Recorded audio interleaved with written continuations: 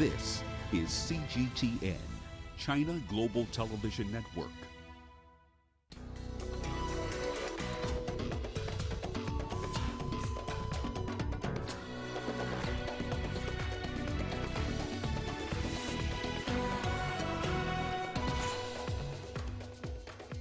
ECOWAS meets in Ghana over Guinea as junta holds more transition talks. Special representative of the Secretary General for South Sudan warns that the country's elections could be catastrophic instead of being a national turning point. And Nigeria considers sanctions on citizens who refuse vaccines. Hello and welcome. You're watching Africa Live. We're coming to live from Nairobi. I'm Hannah Viviers. Here are more stories making headlines this hour. In business news, Zimbabwe's agricultural commodities trading platform uptake on high. And in sport, the third edition of the Squash by the Pyramids tournament gets underway in Egypt.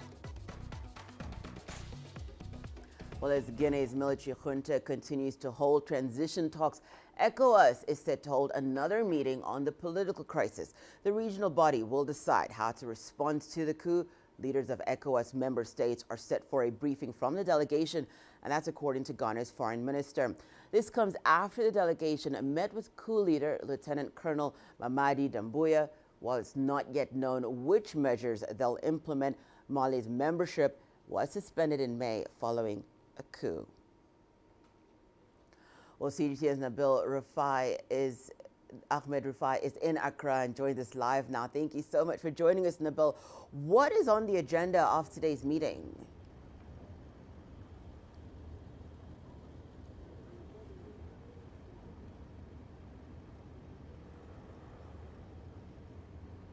Well, we seem to be having a problem with Nabil there.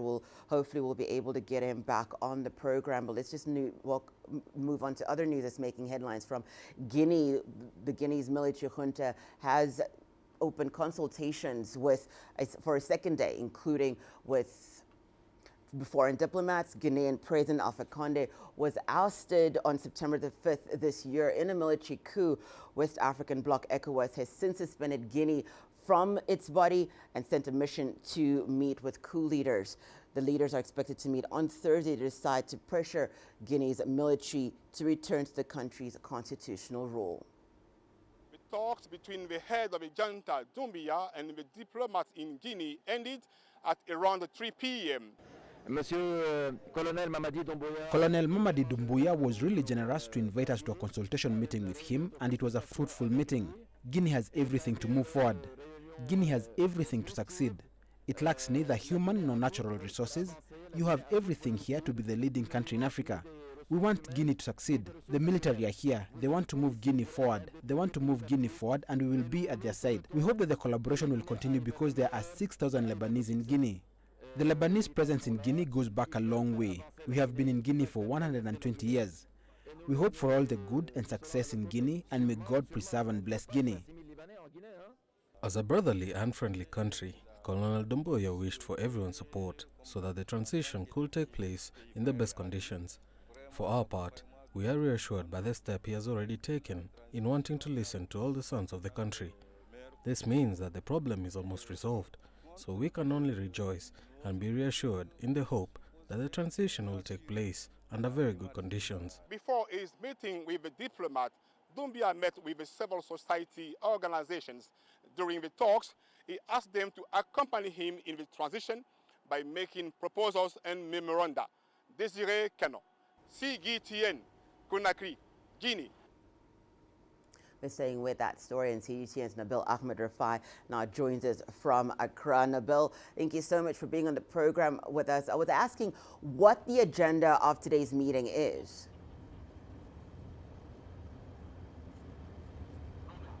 Well, this particular meeting, the agenda is for the ECOWAS leaders to decide on the decision that will be taken on the coup in Guinea, on their response to the coup in Guinea, and also to find ways on how they can pressure the junta leaders to return the country to civilian rule.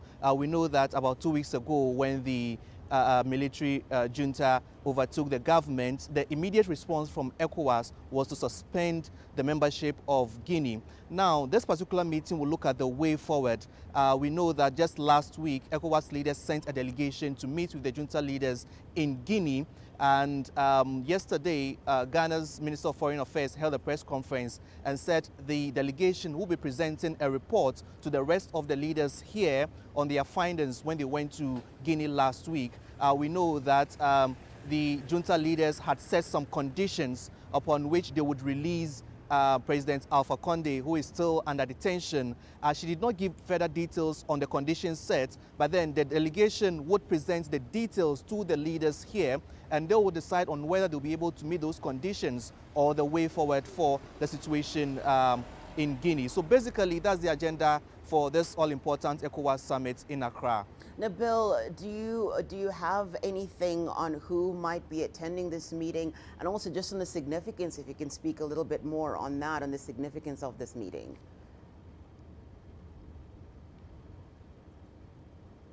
Well, we are told that about 13 heads of state or their representatives from the regional bloc will be present here at this meeting.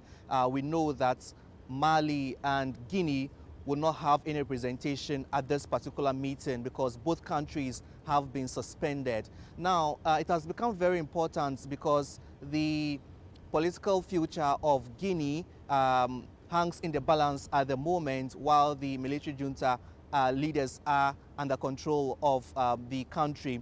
Now, these ECOWAS leaders will be deciding on the way forward, and they are keen on returning the country back to civilian governments, and this is what would dominate discussions here on how they would achieve that. Now, we know that the junta leaders had said that they would want to transition to a civilian government, but then they've not stated how.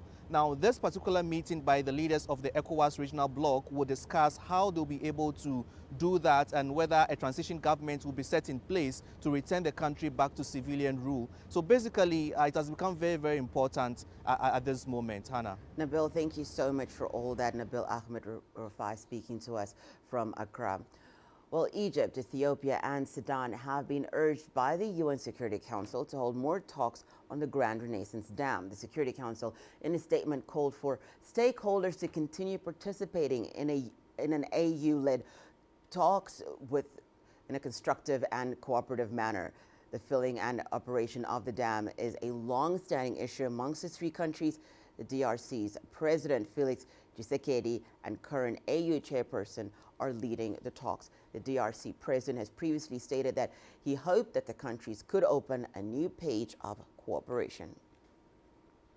Well, for more on that story, we're joined by CGTN Adel Amaroki, who is in Cairo, and Giram Chala is in Ethiopia's capital, Addis Ababa, for us. Adel, we'll begin with you in Cairo. Christophe Lutunda, DR Congo's Deputy Prime Minister and Foreign Minister, is in Cairo today. What is the agenda of his visit? The Grand Renaissance talk is definitely the main apparent and most pressing issue in the talks that he will be holding here in Egypt.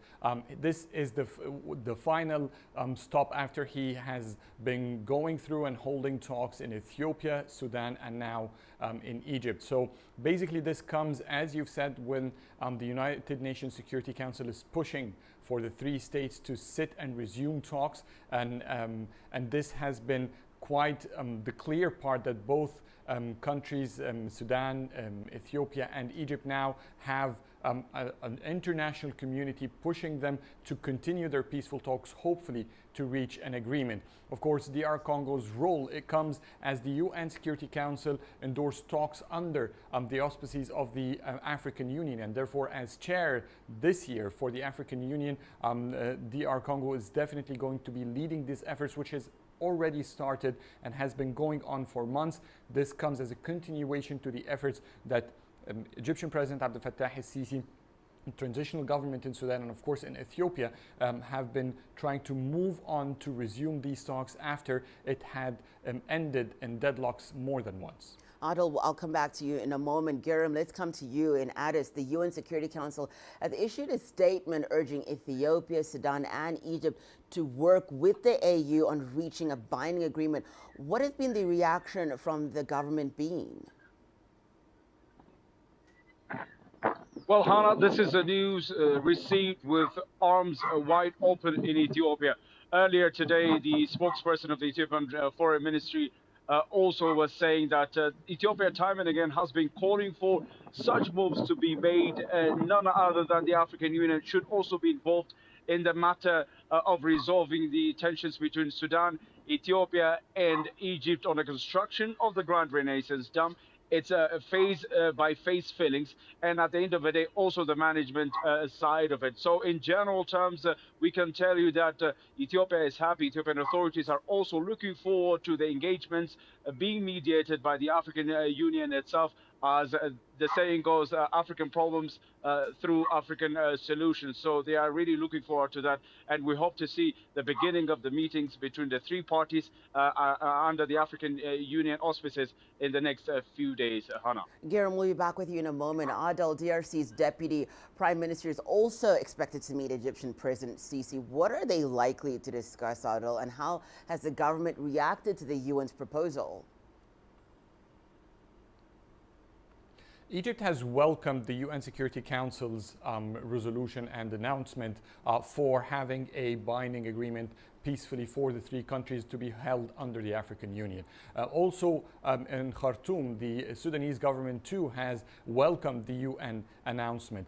The continuation of the talks comes with all Egyptian officials, including Egyptian President Sisi, who has been personally following up and trying to declare Egypt's willingness to resume these talks for the past, recently in the past week. He has been also talking with the Israeli Prime Minister during his first visit to Cairo, to Egypt, about Egypt's willingness to resume these talks with Ethiopia. That's way before the UN Security Council made the announcement. So what is expected basically in the talks that will be happening in Cairo is to put some clear guidelines on how the talks will resume and what are the targets of these talks. This will create sort of a framework that DR Congo can lead and guide the three countries together as they all seek an African solution to this conflict, to this tensed issue actually, after many years of failing to reach an agreement and getting one stance over all issues of the Grand Renaissance Dam. Giram, let's bring it back to you in Addis. What is the status of the Grand Ethiopian Renaissance Dam at the moment? Hannah, at the moment, the Grand Ethiopian Renaissance Dam is 90%, almost 90% complete. And we're expecting the first phase of power generation in the next few months, perhaps. That's according to the Ethiopian Energy, Water and Irrigation Ministry itself. Construction is being done 24/7 at the moment to complete this mega dam, the biggest hydro power generating dam in Africa and one of the largest in the world when it is completed as well. You should also understand that Ethiopia is looking forward to completing this dam so that it can generate 6,000 plus megawatts of power so that it can serve its people and also export power to the neighboring states like Sudan, Djibouti, and even Egypt itself at the end of the day. So construction is being expedited at the moment. It's being done in a complete manner. And we have heard the other day that the fixing of a turbine for this first phase of power generation is completed. So we have to wait and see if that generation of power is going to take place in the next few months or not.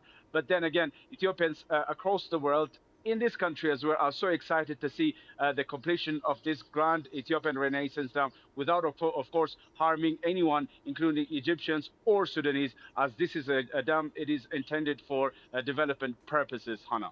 Adel and Giram, thank you so much for all that. We know that you'll continue to watch this matter closely for us. CGTN's Giram Chala speaking to us from Ethiopia's capital, Addis Ababa, and Adel Umaruhi was speaking to us from Cairo. Well, elections expected to take place in South Sudan in 2023 could be catastrophic unless the country is prepared technically and politically. That's according to the head of the United Nations peacekeeping mission there, Nicholas Haysom, and who has been briefing the Security Council virtually from Juba on the situation in South Sudan. Noktula Shabalala takes a look. South Sudan is fresh from civil war and has been trying to usher in peace and political stability since a historic agreement was signed between warring factions in 2020. The country is expected to hold elections in 2 years' time. But the UN peacekeeping mission says the country is far from ready. President Kiir has himself recently acknowledged that an open and fair election is critical for South Sudan to proceed along its transition. He has emphasized that its preparation needs an early start. There is no consensus on the exact timelines. Relying on the 2 extensions to the transitional period, the most generous interpretation would see elections in early 2023. This would require the completion of a voters' roll by mid to late next year. Unless there are adequate technical and political preparations, this event could be catastrophic instead of a national turning point. South Sudan is trying to reform its security sector. The electoral process can only be guaranteed by an impartial, unified security apparatus. The lack of progress in the implementation of the transitional security arrangements is now a major challenge. The country is facing high levels of food insecurity and malnutrition. The humanitarian response remains largely underfunded. People in South Sudan currently face the highest levels of food insecurity recorded since independence. As the SRSG said, over 60% of the population are severely food insecure. The combined effects of conflict, climate shocks, displacement, the socio-economic impact of COVID-19, and the lack of investments in infrastructure and basic services have driven people deeper into need. More than 8.3 million people currently need humanitarian assistance, including 1.4 million children. With many challenges still remaining, authorities in the East African country are urging the international community to double its efforts and commitment to the people of South Sudan. Noktula Shabalala, CGTN. Well, the jihadist leader of the Islamic State group in the Greater Sahara has been killed by the French military. That's according to French President Emmanuel Macron. Macron made the announcement on social media. He described the death of Adnan Abu Walid al-Sahrawi as a major victory in the fight against terrorist groups in the Sahel. French forces backed by U.S. intelligence have been hunting militant cells in the Sahel region for years. Meanwhile, the leader of the Islamic State West Africa province, Abu Musab al-Barnawi, is also being reported to have been killed in Borno State. Local reports say he died in the last week of August.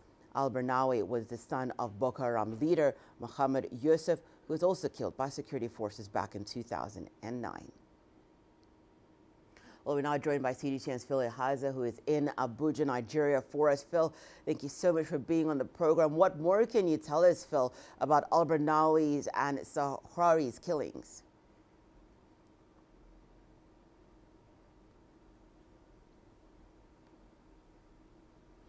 Thanks, Hannah. So far, what we know is that there is indeed a confirmation from the French President Macron, as you read there, about the death of al-Sahrawi. That's the leader of the Greater Sahara group, the ISIS group there. He was also a former member of Al-Qaeda, and he's been leading his Islamic militants, to quite a number of terror attacks in that region. And so, and we know that, of course, that's a confirmation. We don't have all the details of how that operation was done, but of course we have a confirmation that he and, of course, some of his other followers or leaders, top-ranking officials, have been killed in whatever kind of operation that was coordinated by the French troops. But back here in Nigeria, we don't have official confirmation yet. What we know is that there are local reports about the death of al-Barnawi this time. That's the leader of, or the former leader of the ISWAP, that's Islamic State of West African Province Group, which was a faction, or which is a faction of the Boko Haram insurgents here in Nigeria. It was led by Al-Banawi, who was the son of the founder of Boko Haram. In 2009, he was formerly in the Boko Haram insurgent group, but of course he led a faction of the Boko Haram group to pledge allegiance to ISIS before they became ISWAP. So we're monitoring to get further information about that. There are conflicting reports, of course, of how he was killed as well. One report saying he was killed by the Nigerian troops, another that he was ambushed by his own members in the ISWAP team. Thank you so much for that. Philly Haza speaking to us from Abuja, Nigeria. Well, the UN mission in the Central African Republic says it will repatriate all Gabonese peacekeepers. The unit received 32 allegations of sexual exploitation and abuse. The claims were leveled against 81 members of the Gabon peacekeeping unit. 6 of the allegations were substantiated through an investigation. Taken by the Secretary General after what we feel is demonstrated failure to respond effectively to a history of allegations and sexual exploitations in the Central African Republic by the Gabonese, which include a failure to conduct timely and effective investigations on sanctions, substantiated allegations. Well, we're joined by Hans de Marie Hungub, Central Africa Senior Analyst at International Crisis Group, and he's based here in Nairobi. Thank you so much for joining us, Hans. What of this unprecedented image of UN operations and other missions in Africa? Is indeed a very rare decision taken by MINUSCA, the UN force in the country, already in June 2017, due to similar abuses, sexual abuses of Congo-Brazzaville was recalled. It shows that there are persistence in terms of behavior of the UN peacekeeping soldiers in this country. It undermines their reputation and the way they are viewed by the local population. It's, however, very important to signal that other elements played to the detriment of the image of the UN force MINUSCA in the country more substantially compared to the sexual abuses, although it's the kind of issue which has more traction in the Western audience. People complain much more about what they perceive as the non-effectiveness of the UN forces in the mandate to try to fight against the 14 armed groups. Well, speak to us, Hans, about why the persistence of these sex scandals with the UN, and what are the implications of this on the stability of the CAR? I think the first implication is that it reduces the trust between the UN forces and the population. And if you are in a country where both the armed groups and the UN forces are trying to win the heart and mind of people, it's difficult to have effective counter-insurgency result if you are not in a good term or relationship with the local population, especially a part of this population which is women. And secondly, one should not overplay the role of this on the stability of the country. As I said, there are two audiences. At the international level, this is viewed very prominently, but locally, people are more interested on the non-effectiveness of the UN forces when it comes to fight against the armed groups. So the immediate and main threat of the stability of CAR are the poor governance at the central level, but also the long-term persistence of armed groups in this country, particularly since 2013 until now. Certainly, the sexual abuses and the bad image of the UN in the country and regionally contributes to that, but it stands to not be the principal point in my view. Thank you so much for that, Hans de Marie, Central Africa Senior Analyst at the International Crisis Group, and he's based here in Nairobi, Kenya. Well, the acting Deputy Prime Minister in Afghanistan has denied that he was hurt in a clash with a rival faction of the Taliban. The Taliban says that the country will soon have a regular army to defend it. The group has held several meetings with other countries and organizations to gain international recognition. Zmarilai Abbasin has more from Kabul. the Taliban have been struggling to finally get the international recognition, and that's why they have been holding several meetings with the UN agencies and other regional countries, including the ambassador of Republic of China and also Pakistani ambassador to Kabul and several others.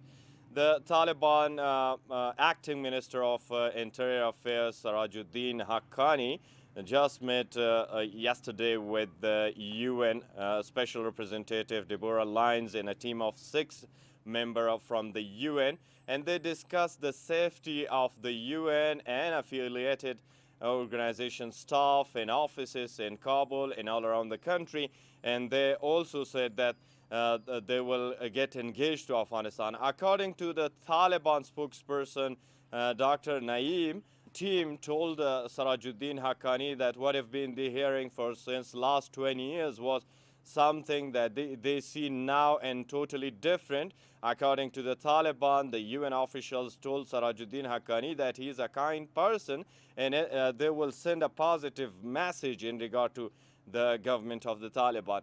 While on the other hand, the acting foreign minister of the Taliban Take Care government, Amir Khan Muttaqi, also met several members of the UN and regional countries, and he also emphasized that they need the international aid and the people of Afghanistan need it, and that's why the struggle continues. He also wrote a proposal of 15 articles to the UN several days ago that's leaked to the Afghan media, and he was proposing many things, including that the aid should be going through the government of the Taliban because the former government of Ashraf Ghani was corrupt, and they will avoid any kind of struggle in order to prevent the corruption and misuse of the fund in the country. Well, Chinese President Xi Jinping is to attend the 21st Council of the Shanghai Cooperation Organization meeting via video link tomorrow.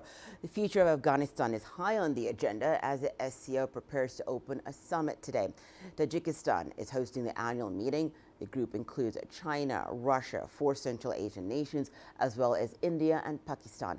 Chinese Foreign Minister Wang Yi has arrived in the Tajik capital of Dushanbe. Alyosa Milekovic reports. The first of the 2 meetings in Dushanbe will be the summit of the Collective Security Treaty Organization, a military alliance of 6 former Soviet republics. It will be followed by a meeting of the leaders of the Shanghai Cooperation Organization, or the SCO, an 8-member Eurasian security alliance which includes China, Russia and India. Afghanistan is set to dominate the agenda of both, yet the host country chose not to invite any representatives from there. Afghan participation is impractical because what's happening there now is governance chaos, and to invite any side from there in the current circumstances would be impractical. That's our point of view as the presiding country. Tajikistan says it's particularly concerned that the wider region of Central Asia could be affected by the instability in Afghanistan. That's why the country has been carrying out joint drills at its Afghanistan border with Russian forces for some time now. Russia has here its largest foreign military base for almost 3 decades. It highlights their worry over the continuing extremism in Afghanistan and how it could spread further afield. And that's the last thing Russia wants here. And local experts agree on the importance of a stable Afghanistan. The future of Afghanistan worries all the SCO members, and in particular the bordering countries. The Taliban successes inspire some members of extremist organizations and their sympathizers. Now they think with a strong will it's possible to defeat even the world's #1 superpower. The SCO members are united in how they want to see a stable and developing Afghanistan, a country which, after all, holds an observer status in the organization. The SCO member countries have many possibilities for integration in the SCO economic projects for the future Afghan government. And for that, Afghanistan has all the required instruments. At the SCO meeting here in Dushanbe, leaders are expected to reach out to Afghanistan and welcome the country to play its own role in regional growth and development. Now it's just a question of who will be on the other side of that handshake. Aljosha Milenkovic, CGTN, Dushanbe. More on Africa Live when we return from the break, including Nigeria considers sanctions on citizens who refuse vaccines. And Togo's government implements a COVID-19 vaccine pass.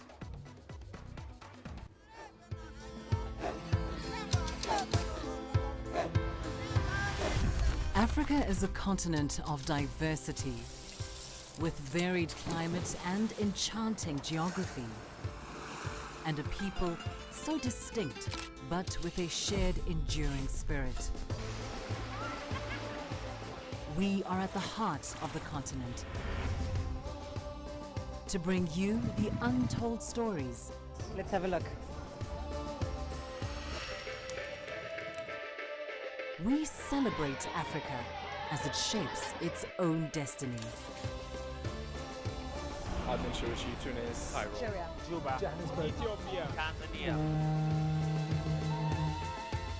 Africa Live. Find your voice.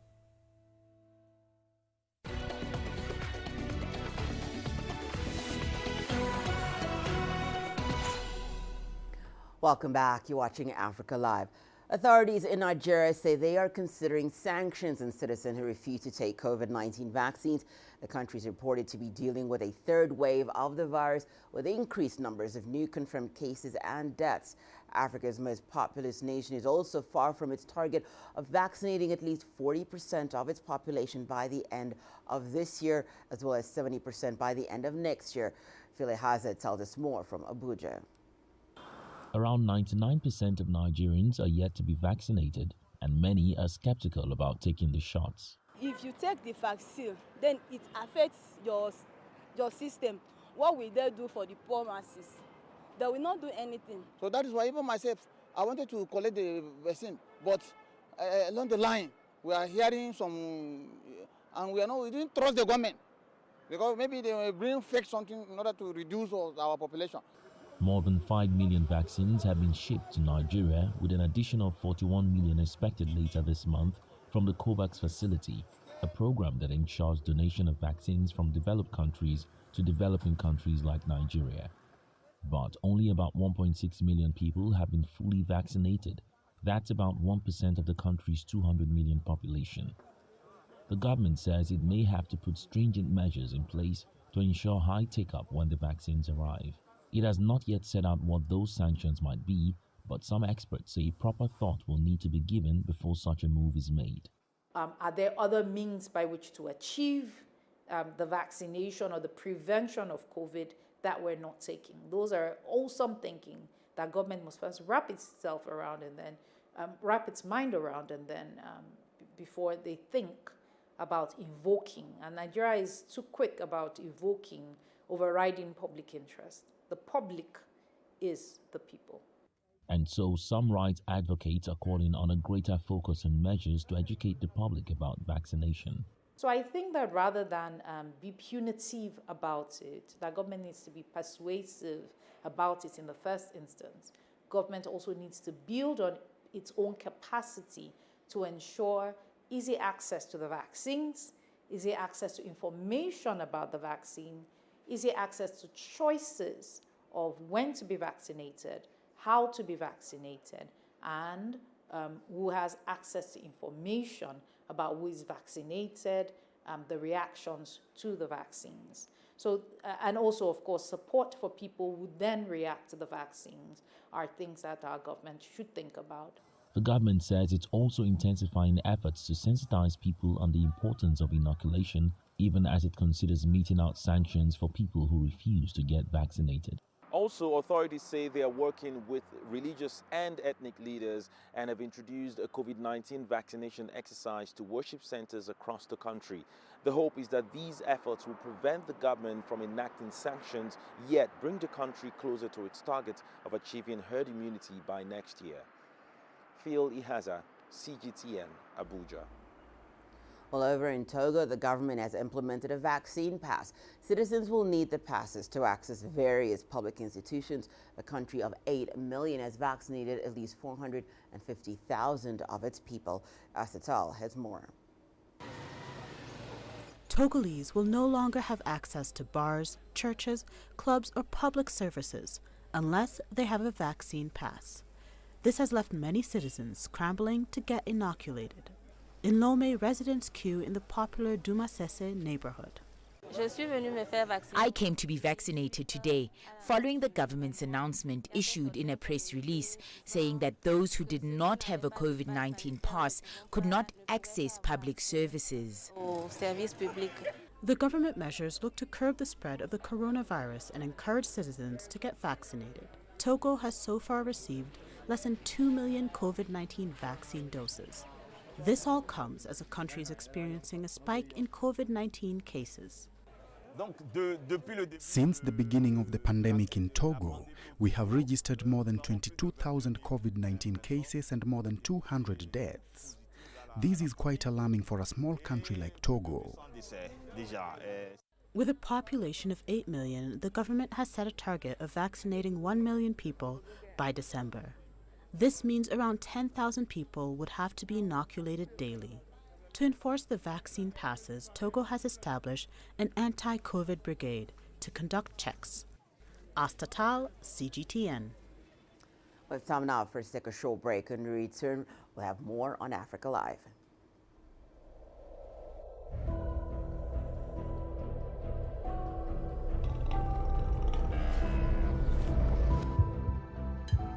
It's just taken me completely out of my depth, but at the same time it's exciting. It's new, it's different, it's a challenge. It's really exciting.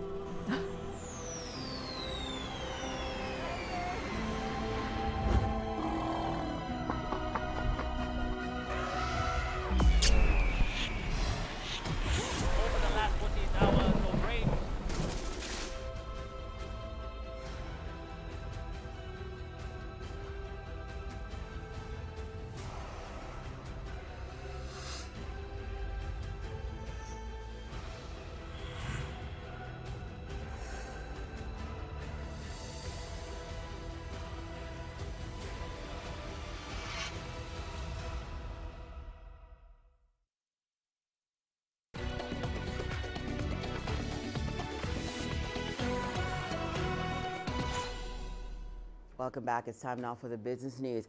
Kenya's transport sector is in uproar over the country's highest gasoline price increase in 10 years.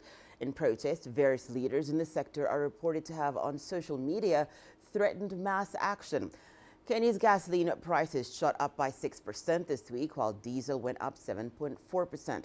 The price of kerosene, which is used by many across the country for cooking, rose by 13%. According to reports, the increases came after authorities decided to not tap into a fund meant to keep fuel prices stable. They also come on the back of a weakening shilling against the dollar and an economy already battered by the coronavirus. Economists say fuel price increases contribute significantly to inflation. For more on this, we're joined by Eugene Ngumi, economist and a senior consultant at Africa Practice, which is based here in Nairobi, Kenya. Thank you so much for joining us, Eugene. Eugene, Kenya has raised the cost of gasoline to the highest in 10 years. What are the reasons behind this sharp increase? Well, first off, thanks for having me. And there are three main reasons behind the increase. The first is that global fuel prices have risen as the global economy recovers from the coronavirus pandemic. Second is taxes and levies. There are currently 7 levies and 2 taxes on Kenyan fuel, which make up for about 50% of the actual cost of fuel at the pump for consumers. So there's a significant amount of taxes and levies that increase prices for consumers in Kenya. And the third is what you just mentioned, the Fuel Price Stabilization Fund, which had been used for the last 2 months to cushion consumers from price rises. But essentially what's happened is that the money in the fund is running low, and they were not able to sustain this for any significant amount of time longer. So what we're seeing is a price rise that had been delayed for 2 months finally coming into action. Eugene, what are the likely implications on the economy and to Kenyans on the whole who are still reeling from the effects of the coronavirus? So the biggest impact will be inflationary rises across the board. Fuel is a critical input for farming, for cooking, lighting, electricity production, and the rise in the cost of fuel will see increases for all of those. Not to mention the transport costs of goods and people. Kenya's already experiencing highs in inflation. We recently hit an 11-month high in inflation. So across the board, you'll see inflation rises, which will put more pressure on incomes across the country, which have been severely impacted by the pandemic, with people losing jobs, and with incomes being reduced due to the pandemic. This will add more pressure on people's wallets, and you're very likely to see more calls for strikes and mass action, and more calls for government to take action and reduce some of the pressures and costs of living. Thank you so much for all that, Eugene. Eugene Ngumi, economist and senior consultant at Africa Practice, and is based right here in Nairobi, Kenya. Well, let's head over to Southern Africa now, where Zimbabwe's mercantile exchange and agricultural commodities trading platform is gaining momentum. The platform has automated electronic warehousing and receipting capabilities. It's believed to be that the exchange was created to improve the economic conditions of Zimbabwe's farmers. CGTN's Farai Mokutuya brings us up to speed on the recently launched platform and what it's managed to achieve so far. With agriculture the mainstay here, growing and trading of crops is at the heart of economic activity. But things don't always run smoothly, especially after the harvest. At the moment, our farmers on the farm, they lose up to 25% of their crop after harvesting.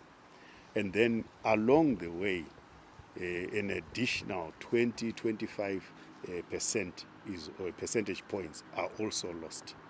The Zimbabwe Mercantile Exchange is trying to address the challenges farmers face by bringing together key service providers such as transport and warehouse operators, financial institutions and commodity brokers onto one platform so produce gets from the farm to the market more efficiently. It will get farmers market access and fair prices.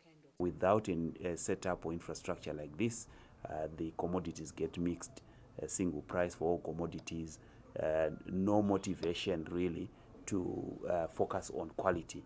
But once we bring in the quality standards that ZMX bring in, then it means those who provide high quality are also paid higher. Buyers will already be queuing up on the commodity exchange and putting in their bids, and a farmer can actually be able to sell at the highest prices possible. It will also cut out unscrupulous intermediaries. With the current setup, or the setup we are trying to move away from, farmers are at the mercy of middlemen, of buyers who pay them when they feel like paying them. But with the rules that the commodity exchange come up with, we then have settlement standards. Trade is done both online and physically. This is where all the magic happens, a trading floor in Harare's central business district, specifically set up for merchants and farmers who may not have internet access, for instance, to participate remotely, to come in, get real-time information on commodities, put in their bids, or cash in their receipts. Zimbabwe has previously had a commodities exchange, but the new system includes a warehouse receipt and spot market trading platform, which is a departure from what has been seen here before. That's why there is a concerted effort underway to raise awareness and bring on board as many participants as possible.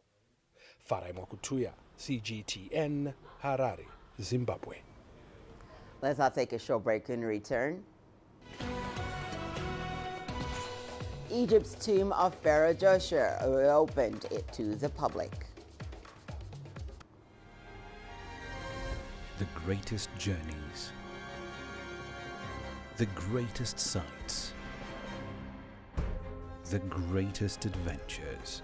Here in Counter, This weir allows the locals to walk on water. We're far more than just TV news. We're your passport to the wonders of Africa.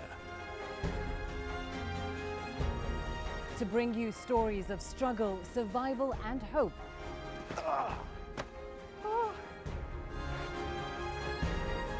So let's explore.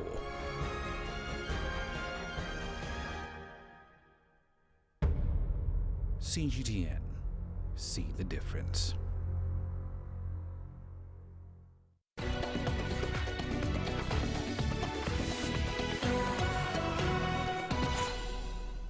Egyptian Minister of Tourism and Antiquities Khaled Al-Anani has reopened to the public the tomb of Pharaoh Djoser. The tomb at the Saqqara necropolis has been under restoration since 2006. Yasser Kim reports. This is the oldest stone building in the ancient world. The tomb of King Djoser, founder of the Old Kingdom's third dynasty, lies in the southwestern side of the burial complex, beside Djoser's step pyramid, the oldest pyramid in Egypt. Discovered in 1928, it's been finally reopened after extremely challenging restoration work that started in 2006 and costs some $8 million.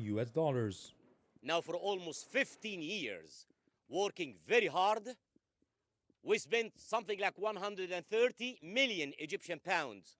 It was not an easy task, by the way. Our conservators, they start lifting all the blocks up for almost 31 meters high. With the weight of 120 tons, you can imagine how hard the work was. 16 years. Consolidation, conservation, restoration, revealing some of the debris down there, and then fixing all the faience pieces to its own original places. The burial complex is on 2 levels. The upper is the oldest stone building with an entrance area. The lower level is about 31 meters underground, with false doors, secret rooms, and several corridors that lead to the burial chamber. The writings on the wall revealed new information about one particular ritual during the time. One of the most important scenes. This is what we call it the feast of the election. Here is the King Djoser. A bit of running. What does it mean, the hip said?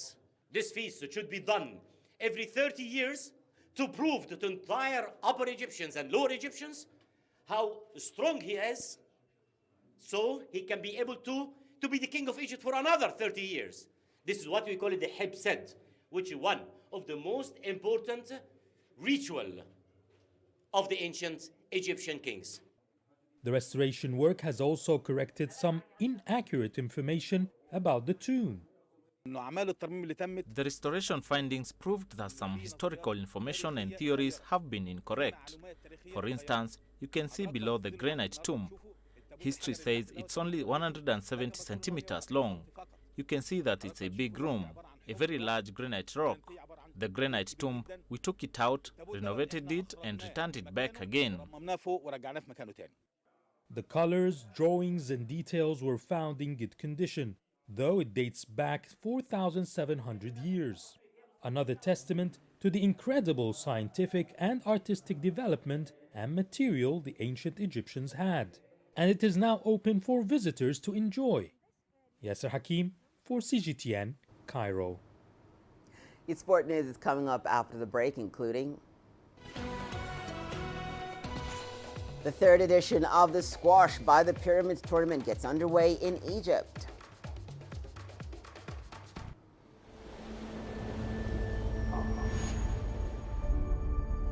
How would you create your legend? On the fields, on the tracks, in the arenas of Africa.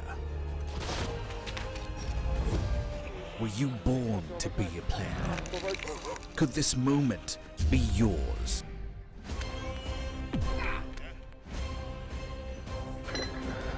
Sports Scene. Find your game.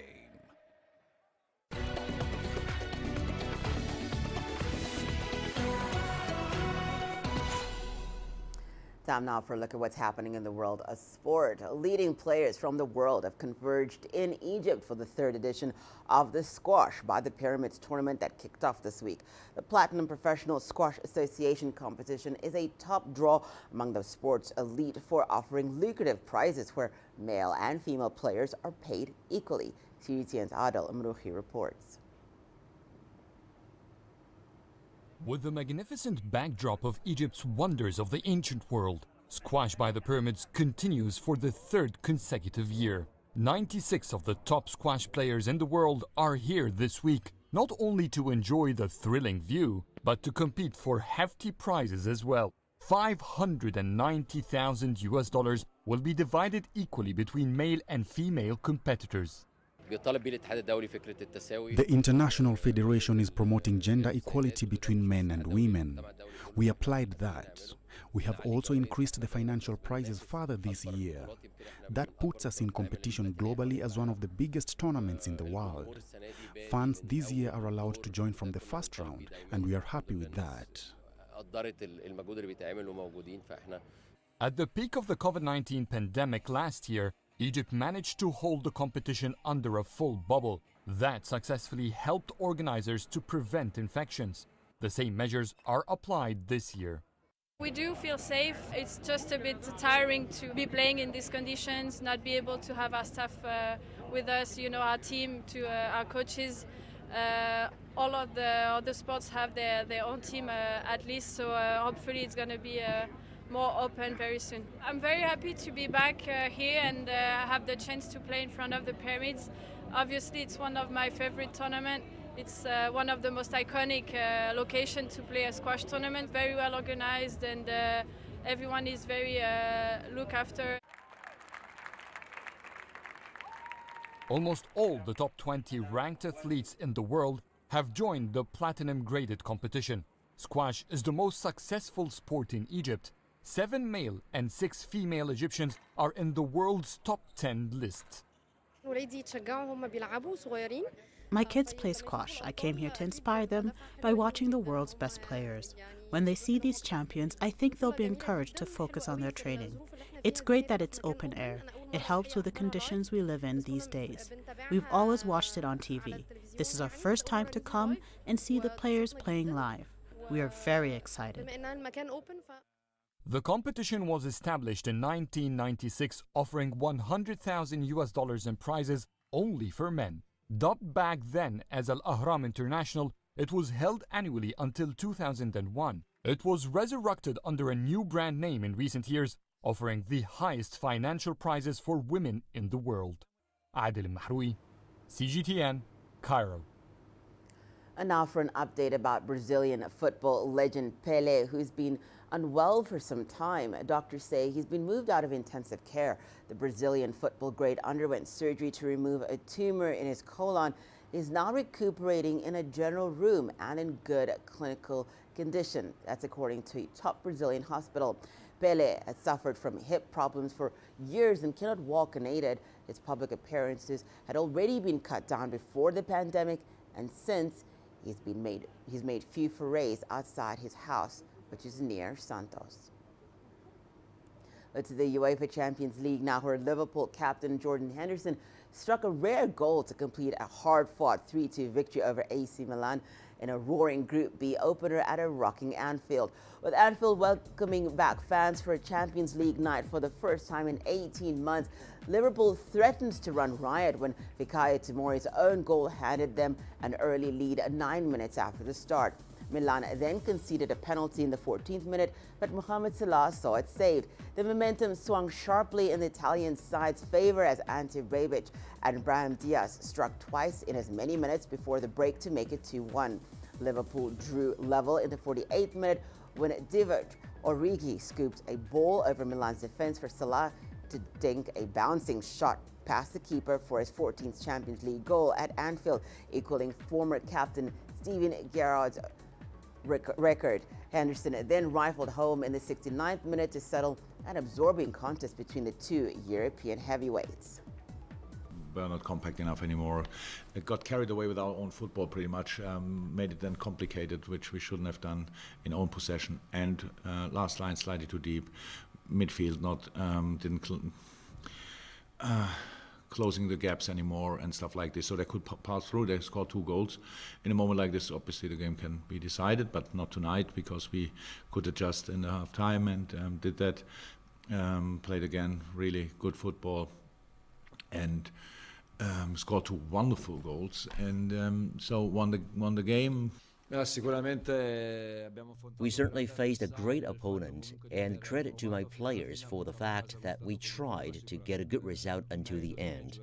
This shows the level that we have reached, but then of course Liverpool are at a very high level and we still lack something. But we will make the most of this match to improve and to gain experience in this tournament. Paris Saint-Germain visited Belgium's Club Brugge in their opening game in Group A with Lionel Messi, Neymar and Kylian Mbappe together on the pitch for the first time. PSG made a confident start when Mbappe broke down the left and his low cross was met by Ander Herrera, who opened the scoring in the 15th minute. But PSG's defense was overwhelmed in a sharp attack on the right when Hans van Aken connected with Edouard Sabol's cutback to beat Keylor Navas after 27 minutes. 3 minutes later, Messi hit the woodwork with a fine curling from the edge of the box. PSG suffered a blow 6 minutes into the second half when Mbappe limped off the pitch after taking a knock on his ankle and was substituted by Mauro Icardi. Although PSG had several chances later on, Brugge held on to claim a well-deserved point. Well, in Group A, Manchester City crushed Leipzig 6-3. In Group B, Atletico Madrid were held scoreless at home by Porto. Meanwhile, in Group C, Sebastian Haller scored 4 goals in his Champions League debut as Ajax smashed Sporting CP and Borussia Dortmund topped Besiktas. In Group D, Rodrigo scored a 90th minute winner for Real Madrid at Inter Milan, and the first Moldovan team in the Champions League, Sheriff Tiraspol, defeated Shakhtar Donetsk. Well, more Champions League, and in Turkey, 18-year-old English midfielder Jude Bellingham scored once and assisted Erling Haaland to lead Borussia Dortmund to a 2-1 victory against Besiktas. Dortmund coach Marco Rose was certainly happy with the combination of the young duo, who brought them a win to begin Group C.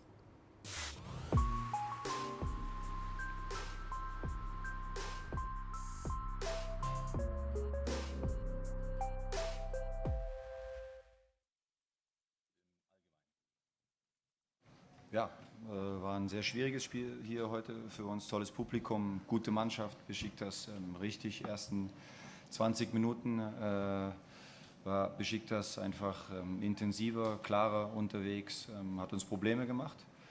Mit dem Tor haben wir dann, denke ich, und auch eine Umstellung, haben wir das Spiel dann besser in den Griff bekommen. Haben vor der Pause das zweite Tor gemacht, waren dann schon bis zur Pause, denke ich, auch gut im Spiel.